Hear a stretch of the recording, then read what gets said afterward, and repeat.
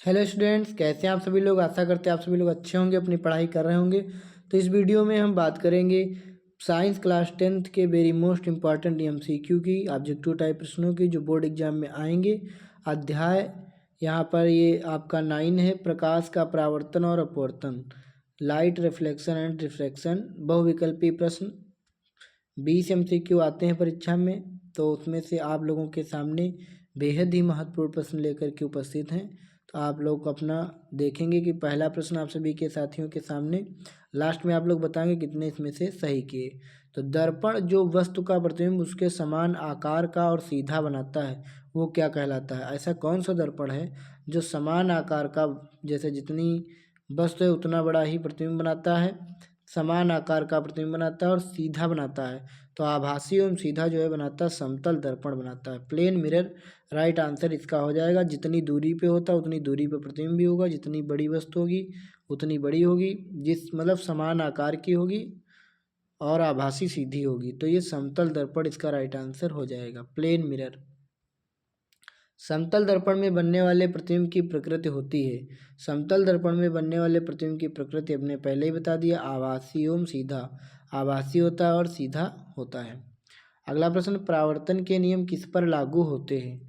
परावर्तन के जो नियम होते हैं, परावर्तन का नियम, जब किसी चमकदार पॉलिश किए गए पृष्ठ पर कोई प्रकाश किरण आपतित होती है तो उसका अधिकांश भाग उसी माध्यम में वापस लौट जाता है।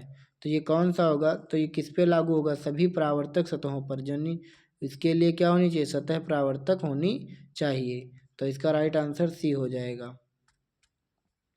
आपतन कोण और परावर्तन कोण के बीच संबंध है।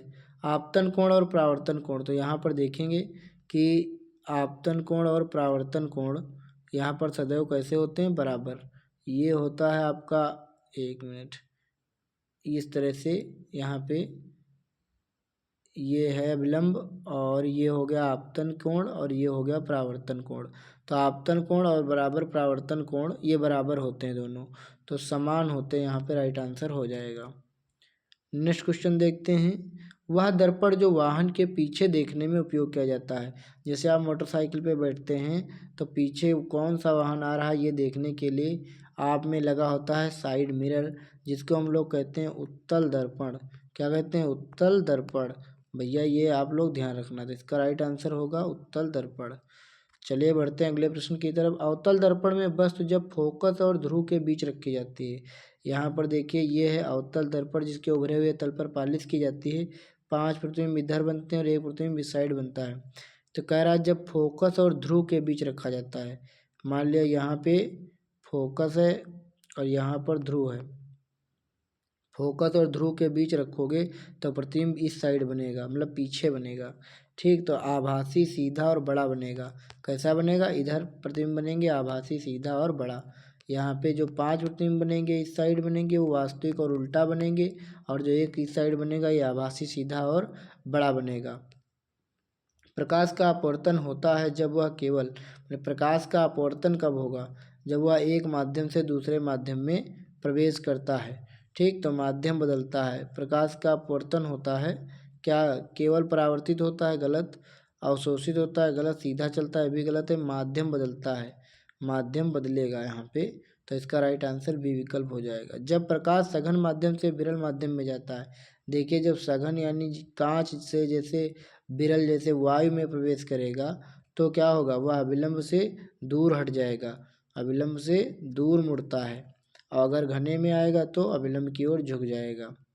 प्रकाश की गति अधिक होती है। प्रकाश की सबसे ज़्यादा जो चाल होती है वह वायु या निर्वात में होती है। वायु या निर्वात में सबसे ज़्यादा प्रकाश की चाल होती है, 3 × 10⁸ मीटर प्रति सेकेंड। तो इसका ये होगा राइट आंसर। अपवर्तन का नियम किसने दिया था, तो अपवर्तन का नियम दिया था स्नेल ने। किसने दिया था, स्नेल ने। इसे स्नेल का नियम भी कहते हैं, साइन आई बटे साइन आर बराबर नियतांक। तो ये जो है नियम स्नेल ने दिया था, इसलिए इसको स्नेल का नियम भी कहते हैं। लेंस जो बीच में मोटा और किनारों पर पतला होता है, एक लेंस जो बीच में मोटा किनारों पर पतला होता है, इसको हम लोग कहते हैं उत्तल लेंस। क्या कहते हैं, उत्तल लेंस। इसको कॉन्वेक्स लेंस अंग्रेजी में कहते हैं और इसको कन्वर्जेंट लेंस भी कहते हैं। इसको अभिसारी लेंस भी कहते हैं, क्योंकि सभी प्रकाश किरणों को एक बिंदु पर मोड़ देता है। उत्तल लेंस को और क्या कहा जाता है? देखो, उत्तल लेंस को कहा जाता है अभिसारी लेंस, क्योंकि उत्तल लेंस सभी प्रकाश किरणों को एक स्थान पे साथियों मोड़ देता है। ठीक, तो इसको अभिसारी लेंस कहा जाता है। अवतल लेंस द्वारा बनने वाला प्रतिबिंब कैसा होगा? अवतल लेंस द्वारा, अवतल लेंस, देखो, अवतल दर्पण उत्तल लेंस और उत्तल दर्पण अवतल लेंस। तो उत्तल दर्पण हो चाहे अवतल लेंस हो, तो दोनों के जो प्रतिबिंब बनेंगे वो बनेंगे हमेशा आभासी, सीधा और छोटा। हमेशा आभासी, सीधा और छोटा, याद रखेंगे, आभासी, सीधा, छोटा, आभासी, सीधा, छोटा, हमेशा। दर्पण का फोकस और ध्रुव के बीच की दूरी क्या कहलाती है? जैसे ये कोई दर्पण है, अवतल दर्पण, यहाँ पर ये मान लिया फोकस है, ये ध्रुव है, पोल, तो इसकी कहलाएगी फोकस दूरी। तो इसको हम लोग फोकल लंबाई या फोकस दूरी कह सकते हैं। गोलाकार दर्पण का केंद्र क्या कहलाता है? ये गोलाकार दर्पण है और इसके केंद्र को हम लोग ध्रुव कहते हैं, ध्रुव कहा जाता है इसको। यहाँ पे क्या कह रहा है? गोलाकार दर्पण का केंद्र, अच्छा एक मिनट, यहाँ मिस्टेक हो गई। ये गोलाकार दर्पण है, इसका केंद्र मतलब ये जैसे पूरा गोला होता तो इसका ये केंद्र होता, तो इस केंद्र को सेंटर कहते, यानी वक्रता केंद्र, वक्रता केंद्र इसको कहा जाता। किसी दर्पण में जब वस्तु अनंत पर रखी हो, कोई दर्पण और जब वस्तु कहाँ रखी है? अनंत पर, तो प्रतिबिंब कहाँ बनेगा? तो जब वस्तु अनंत पर होगी तो प्रतिबिंब फोकस पर बनेगा, जब वस्तु फोकस पर होगी तो प्रतिबिंब अनंत पर बनेगा। तो अनंत पर है तो फोकस पर बनेगा। यहाँ पे राइट आंसर ए विकल्प हो जाएगा। यदि किसी वस्तु को लेंस से 2f पर रखा जाए तो प्रतिबिंब कहाँ बनेगा? जैसे ये लेंस है मान लिया, और यहाँ पे ये हो गया f, ये हो गया, इधर भी हो गया f1, इधर हो गया f2, तो इसी प्रकार कह रहा है 2f1, और 2f1 पर रखा जाएगा तो प्रतिबिंब कहाँ बनेगा? 2f पर और समान आकार का बनता है। यही होना चाहिए इसका राइट आंसर। अवतल दर्पण का उपयोग किया जाता है, अवतल दर्पण का उपयोग किया जाता है सर्जिकल लाइट्स में, सर्च लाइट में इसको कह सकते हैं, सर्च लाइट में अवतल दर्पण का उपयोग किया जाता है। ठीक, अपवर्तन का कारण क्या है? अपवर्तन का कारण है प्रकाश की गति का बदलना। प्रकाश की गति का बदलना साथियों अपवर्तन कहलाता है, क्योंकि जब एक माध्यम से दूसरे माध्यम प्रवेश करता है तो उसकी गति बदल जाती है। फाइबर ऑप्टिक्स आधारित है, ऑप्टिकल फाइबर, ठीक, ऑप्टिकल फाइबर जो होता है, और फाइबर ऑप्टिकल, ये किस पे आधारित है? तो ये पूर्ण आंतरिक परावर्तन पर आधारित है। जैसे केबल होती है तो इसमें जैसे डाटा आप लोग यूज करते हो तो वो ये ऑप्टिकल फाइबर केबल से होकर निकलता है, यानी कहीं भी पूर्ण आंतरिक परावर्तन, टोटल प्रकाश या टोटल कोई चीज़ जो है चली जाती है आगे। प्रकाश की चाल वैक्यूम मानी निर्वात में लगभग है, तो वायु या निर्वात में होती है 3×10⁸ मीटर पर सेकेंड। तो यहाँ तो पहला तो होगा नहीं, तो 10⁶, 3×10⁸, ये भी नहीं होगा, 3×10⁸, यही विकल्प सही होगा, 3×10⁸ मीटर पर सेकेंड। ठीक, तो इसका राइट आंसर हो जाएगा 3×10⁸ मीटर पर सेकेंड। जब प्रकाश एक माध्यम से दूसरे माध्यम में प्रवेश करता है तो उसकी तरंगदैर्ध्य बदल जाती है, तो उसकी तरंगदैर्ध्य बदलती है, आवृत्ति नहीं बदलती है, उसकी केवल बदल जाती है तरंगदैर्ध्य। आइए नेक्स्ट क्वेश्चन देखते हैं साथियों। पूर्ण आंतरिक परावर्तन की शर्त क्या होती है? पूर्ण आंतरिक परावर्तन की शर्त क्या होती है? प्रकाश सघन से विरल माध्यम में जाना चाहिए, बिल्कुल सही है। आपतित आपतन कोण क्रांतिक कोण से अधिक होना चाहिए, ये भी सही है। तो दोनों इसका राइट आंसर हो जाएगा। किसी दर्पण का फोकल लंबाई उसकी वक्रता त्रिज्या का क्या होता है? फोकस दूरी वक्रता त्रिज्या का आधा होता है, फोकस दूरी वक्रता त्रिज्या का आधा होता है। अपवर्तनांक का मान हमेशा क्या होगा? 1 से अधिक होगा। अपवर्तनांक का मान 1 से हमेशा क्या होगा? अधिक होगा। किसी माध्यम का अपवर्तनांक का सूत्र है, किसी माध्यम के अपवर्तनांक का सूत्र कौन सा होगा यहाँ पर? तो यहाँ पर होगा ए विकल्प, और ए विकल्प में क्या दिया है? n बराबर c/b, n बराबर c/b यहाँ पे दिया है। तो एक बार मैं लिख देता हूँ, n बराबर अपवर्तनांक बराबर c/b, c माने प्रकाश की चाल बटे माध्यम में चाल। दर्पण का सूत्र है 1/f बराबर 1/b plus 1/b plus 1/u। ये दर्पण का सूत्र होगा। लेंस का आ जाएगा तो 1/b माइनस 1/u। लेंस में माइनस, दर्पण में प्लस।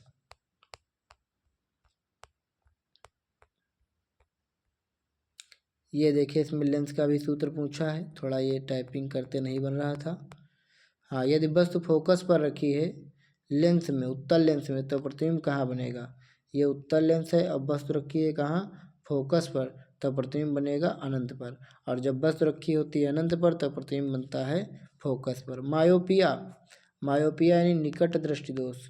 निकट दृष्टि दोष, हाइपरमेट्रोपिया उसको कहते हैं दूरदृष्टि दोष। मायोपिया दोष को सुधारने के लिए कौन सा लेंस लगेगा? तो निकट दृष्टि दोष में कौन सा लेंस लगता है? उत्तल लेंस। तो इसका राइट आंसर होगा उत्तल लेंस। ये अलग सही हो जाएगा। अगला हाइपरमेट्रोपिया। हाइपरमेट्रोपिया मतलब दूर दृष्टि दोष। दूर दृष्टि दोष में दूर की वस्तुएं दिखाई देती हैं, पास की दिखाई नहीं देती। इसके लिए उत्तल लेंस प्रयोग किया जाता है। तो राइट आंसर बी विकल्प हो जाएगा। प्रकाश किरण का मार्ग बदल जाना कहलाता है। प्रकाश किरण का मार्ग बदल जाता है मतलब यहाँ पर मार्ग मतलब रास्ता उसका बदल जाता है, तो कौन सी घटना यहाँ पर कहलाती है? तो ये घटना कहलाती है आपकी अपवर्तन। क्योंकि यहाँ पर क्या होता है, जब प्रकाश किरण एक माध्यम से दूसरे माध्यम में जाती है तो अपना रास्ता थोड़ा बहुत इधर उधर कर देती है, या तो अभिलंब की ओर झुक जाएगी या अभिलंब से दूर हट जाएगी। दर्पण का वह बिंदु जिससे होकर प्रतिबिंब किरणें मिलती हैं। दर्पण का वह बिंदु जिससे होकर प्रतिबिंबित किरणें मिलती हैं, तो इसका राइट आंसर हो जाएगा फोकस। भाई दर्पण से ऐसे जाके ऐसे मिलती हैं तो वो कहाँ पे मिलती हैं? फोकस पर मिलती हैं। कि यदि किसी वस्तु की छवि दर्पण में वास्तविक और उल्टी बने तो दर्पण है। वास्तविक और उल्टा बनेगा तो दर्पण होगा अवतल। अवतल दर्पण में 5 प्रतिबिंब वास्तविक और उल्टा बनते हैं, एक आभासी सीधा बनता है। जब आपतन कोण 0 हो तो परावर्तन कोण क्या होगा? तो परावर्तन कोण भी 0 होगा, क्योंकि आपतन कोण सदैव परावर्तन कोण के मान के बराबर होता है। कंपाउंड माइक्रोस्कोप माने यौगिक सूक्ष्मदर्शी में उपयोग होता है 2 उत्तल लेंस का। कितने उत्तल लेंस का? 2 उत्तल लेंस का प्रयोग किया जाता है। अपवर्तन की दिशा निर्भर करती है। अपवर्तन की दिशा निर्भर करती है सभी पर। अपवर्तन की दिशा माध्यम के अपवर्तनांक पर, तापमान पर, रंग पर, सभी इसका राइट आंसर हो जाएगा। फोकल लंबाई अधिक होने पर लेंस की शक्ति क्या होगी? जिसकी फोकस दूरी ज़्यादा होगी उसकी क्षमता कम होगी। ठीक, कैसे? क्योंकि पावर इक्वल टू 1/f, ये होता है फार्मूला। फोकस दूरी ज़्यादा तो क्षमता कम, फोकस दूरी कम तो क्षमता ज़्यादा। लेंस की शक्ति का मात्रक होता है डायोप्टर। डायोप्टर इसे डी से लिखा जाता है। ठीक, लेंस की फोकल लंबाई 20 सेंटीमीटर है तो वह प्लस 20 सेंटीमीटर है, तो ये कौन सा लेंस कहलाएगा? तो ये उत्तल लेंस कहलाएगा, क्योंकि लेंस की क्षमता प्लस में है तो उत्तल लेंस, माइनस में है तो अवतल लेंस। यहाँ पर यदि फोकल लंबाई -15 है तो अवतल लेंस। ठीक, यदि कोई वस्तु अवतल दर्पण के फोकस से परे रखी जाए तो प्रतिबिंब कैसा होगा? अवतल दर्पण के फोकस, ये अवतल दर्पण है, ये फोकस है, फोकस से परे मतलब इस साइड रखा जाए तो प्रतिबिंब कैसा बनेगा? तो वास्तविक और उल्टा ही बनेगा, क्योंकि उसके बीच में तो है नहीं, तो इसका राइट आंसर पहला ही होगा, वास्तविक और उल्टा। यदि वस्तु ध्रुव पर रखी जाए तो प्रतिबिंब कहाँ बनेगा? ध्रुव पर रखे जाएगा तो उसी स्थान पर बनेगा। जैसे ये ध्रुव है, यहीं वस्तु रखोगे तो यहीं प्रतिबिंब बन जाएगा। उत्तल दर्पण का प्रतिबिंब हमेशा आभासी सीधा और छोटा बनता है। हमेशा आभासी सीधा छोटा। उत्तल लेंस और उत्तल दर्पण, जब प्रकाश का माध्यम में प्रवेश कोण बढ़ता है तो आपतन कोण क्या हो जाता है? आपतन कोण भी बढ़ेगा। क्रांतिक कोण किसका गुण है? क्रांतिक कोण किसका गुण है? तो क्रांतिक कोण माध्यम का गुण है। जल से वायु में जाने पर प्रकाश मुड़ता है। जल से वायु में जाते हैं, यानी सघन से विरल में जा रहे हैं तो दूर हट जाता है, विलंब से दूर हटेगा, तो विलंब से दूर हट जाएगा यहाँ पर। नेक्स्ट क्वेश्चन देखते हैं। किसी दर्पण में वस्तु जितनी दूरी पर रखी जाती है प्रतिबिंब भी उतनी दूरी पर बनता है पीछे की ओर, तो ये बनता है समतल दर्पण में। स्पेक्ट्रम बनता है, स्पेक्ट्रम बनता है। स्पेक्ट्रम कैसे बनता है? स्पेक्ट्रम माने इस तरीके से, जब एक श्वेत प्रकाश किरण निकलती तो अपने रंगों में विभक्त हो जाती है, तो ये बनेगा विवर्तन से। यहाँ पे देख सकते हो, या अपवर्तन कह लीजिए या विवर्तन, यहाँ पे अपवर्तन ही होगा, इसका राइट आंसर है अपवर्तन। ठीक, विवर्तन नहीं होगा, या तो फिर होता वर्ण विक्षेपण। ठीक, तो सफ़ेद प्रकाश के विभिन्न रंगों में विभाजन की प्रक्रिया क्या कहलाती है? तो ये कहलाती है वर्ण विक्षेपण, जो अभी हम बता रहे थे ये वाला, इसको हम लोग विबग्योर वाले में ये वर्ण विक्षेपण हो जाएगा। साथियों, यहाँ पे सभी क्वेश्चन कंप्लीट हुए। मिलते हैं आप सभी से नेक्स्ट वीडियो में, तब तक के लिए आप सभी को धन्यवाद।